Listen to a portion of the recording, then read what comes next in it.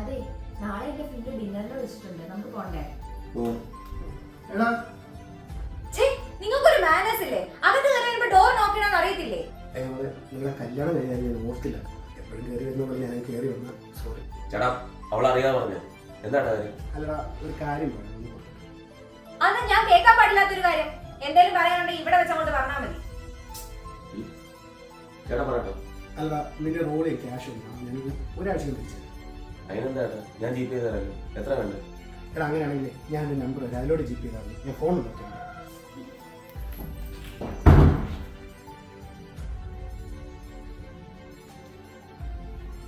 നിങ്ങൾ എന്തോ ആലോചിച്ചോണ്ടോ ചേട്ടന് പൈസ കൊടുക്കാന്ന് പറഞ്ഞേ? ജോലിയും കൂലിന്റെ അയാൾ എവിടെ നിന്ന് എടുത്തിട്ടാരാ? അയാൾ കേറി വന്നപ്പോഴേ എനിക്ക് തോന്നി ഇറക്കാനായിരിക്കുമെന്ന്. ദേട്ട് ഒരു കാര്യം പറയാം, എന്നോട് ചോദിക്കാതെ എന്തെങ്കിലും പൈസ എടുത്ത് കൊടുത്താ ആ നിമിഷം ഞാൻ ഇവിടെ നിന്ന് ഇറങ്ങിപ്പോ.